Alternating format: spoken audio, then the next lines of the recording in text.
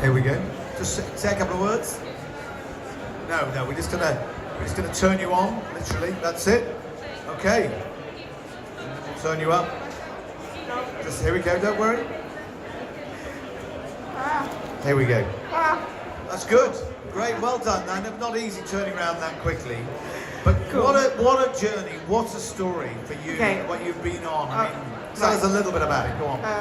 My name is Hanan. I'm originally Palestinian. My parents fled to Iraq in 1948, and so myself and two sisters were born in Iraq.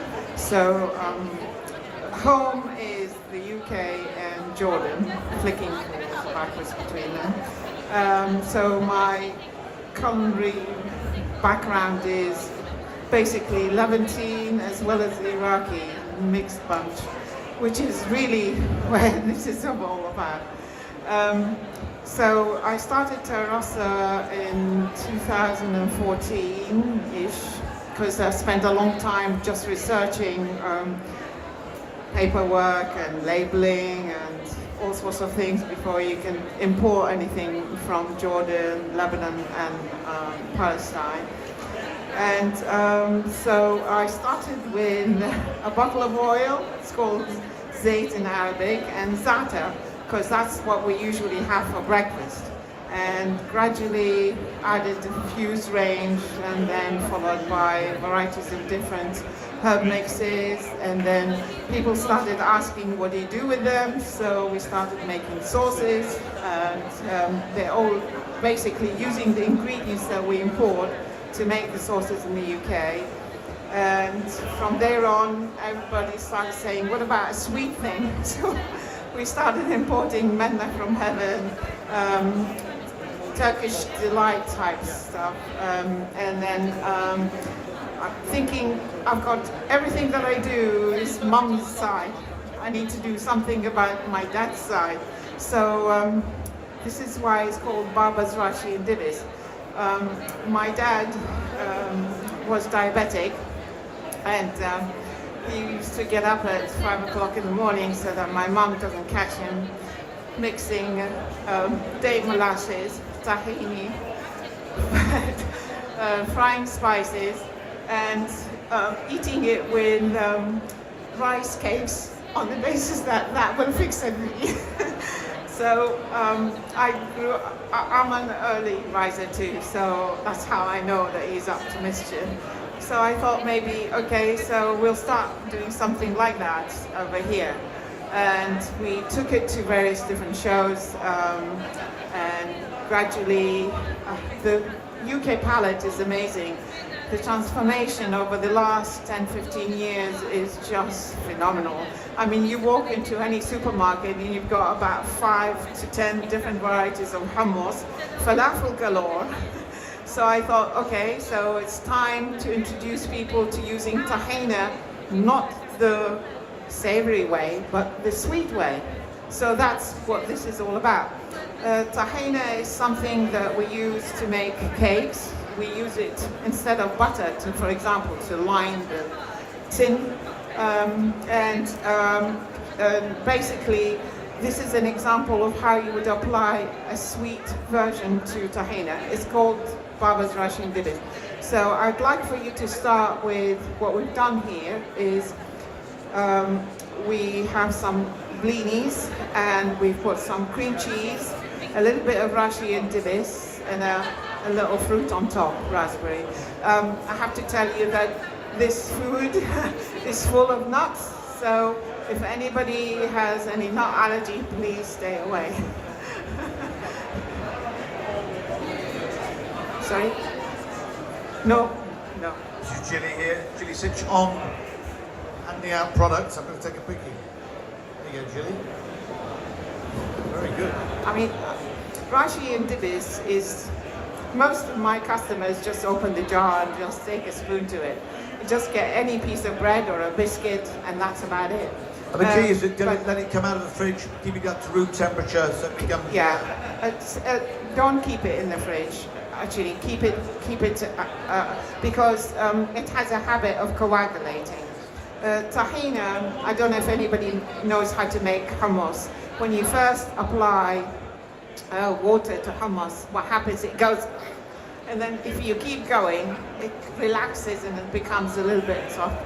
So the same thing happens with Rashi and Dibis. If it does harden, you just add a touch of water or put it in the microwave for a few seconds, I should say. The next product that we've made, these are just ideas. You can use Rashi and Dibis with Rice Krispies, which is what we're doing here. We can use with porridge, I don't know, just plain custard, ice cream. In fact, one of the cheap methods of making Rashi and Dibis ice cream is you get a vanilla tub, defrost it a little bit, add Rashi into it, any nuts you fancy, and stick it back in the freezer. It's delicious. There are lots of different ideas that we have on the cards. What I love there is also that sweet and savoury element. That's the point. Is you've got it initially sweet, and then the savoury comes in, and then with the seeds, you've got that lovely crunch, the mouthfeel. It's a very, I mean, from a great story about Dad coming down to try and fight his diabetes when no one was looking. But it's a great story. But with the company as well, how difficult was it to set up? We talked about this when the crew were from Hungary. How difficult it is to set up the supply chain as well, getting the ingredients in. It was North really Africa. difficult. It was the time before Ottolenghi was around. So there's this one person who I'm IT based, trying to understand the food world and imports and the supply chain and the decision. We had to make a decision whether we go supply supermarkets or whether we go the Deli way. And we decided that we don't want to lower our standards, so we went the delicatessen way. It's very difficult. It's all about education. We do a lot of tastings. We support our delis by shipping the first order and then following up with a tasting. We supply tasting kits as well. We've got a lot of information cards. I'll give those out. I knew I'd come in useful. And how did you meet the hunk? Christopher here on footage. But how did you two meet and then decide to take the business on? Well, I worked as a programmer for Thorn EMI, and he was my boss. He still is. Quite right. There you go, you see. But you lucky man. I mean, it must have been. She's a very remarkable woman, I have to say. No, that's very sweet. I'm certainly Thank not the you. boss anymore. No. Where are you from originally? I was born in London. Okay. Grew up in the Midlands. And what about establishing the business? Where did you sign? I mean, you were London-based then? Yeah. Yeah. I think basically we do a lot of traveling, even though we're London-based. We spent a lot of time going up and down to Newcastle and Edinburgh, staying a few weekends there. And training really the staff at the delis that stock our products. I think the palate is coming. I think the sweet and the appetite for tahini is coming. It's just that it's the new education into teaching people to use tahini for sweet things and making cakes and cupcakes with it, rather than just hummus. And how many people have got in the business? Tell us about what you set up, where you're working out of. There's 5 of us, and we run a very small tight ship. We double. We're an IT company. Half of us are IT, and half of us are food. Okay, so I just wanted to let you know the Rashi and Dibis balls where I had to find a way of making them hard, so I've added almond flour to them, and then I covered them with Rice Krispies. I wanted a little crispiness to it. These are made with a little oat biscuits at the bottom, some custard, Rashi and Dibis, the banana and the touch of pistachios. But it's, this is just one idea. So we wanted to do Ali for you. Ali is one of the nicest Arabic rice puddings, but maybe next year.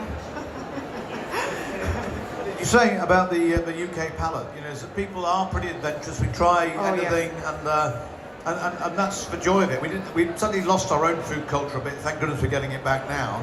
But I think that's a really good example. People will experiment. That last combination was amazing, completely different again. Thank you. Yeah, Thank really you. fantastic. Yeah. And do you get much time to spend on the development side as well? I mean, A lot of time. good. He's my professional taster. Yeah. Well, you've obviously got a good palate because between the two of you as well. And how would you see the business developing? What's your idea over the next 5-10 years? With Brexit, I know everybody's. I know it's a horrible thing looming over all of us. But with Brexit, it's finding more and more ways of sourcing products in the UK and actually making, for example, tahina is made from sesame seeds. So with a good thermomix, you can make tahina. And Dibis you can't. Dibis is the date molasses. It's either Saudi, Lebanese.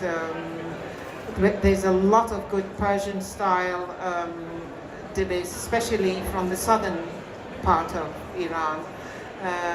So I'm not sure. You can try mixing tahini with honey. You can try mixing tahini with other sweet things. But for me, this is what I grew up with, and nothing beats it. I should say it comes in 3 sizes. This is baby, this is Baba, and of course this is Mama, because she does most of the cooking.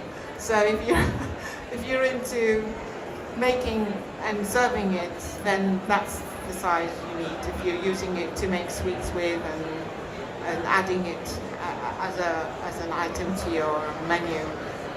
This is nice to have as a taster, and also nice when it comes to Christmas to add it to. How many products have you got in the range? How much are you offering? They're across the whole board with the business, yeah. We have about 20 to 30 odd products, Yeah. but we mix and match. For example, you mix an olive oil with dukkha or with.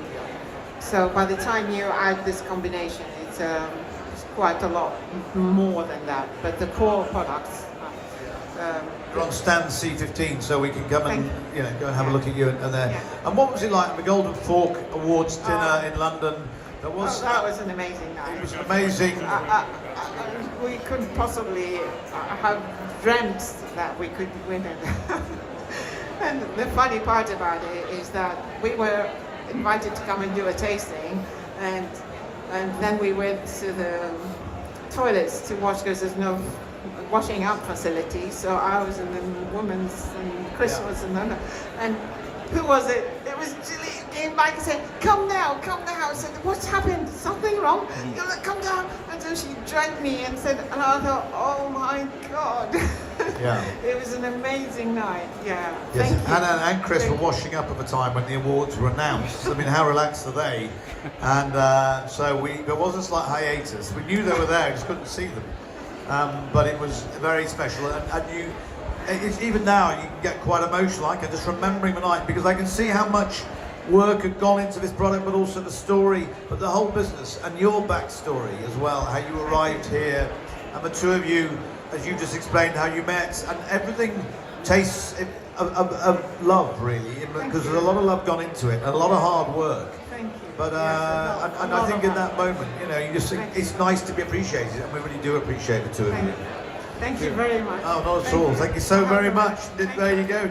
Terra Rossa, on this occasion, the Baba's Rashi and Dibis grandpas or dads.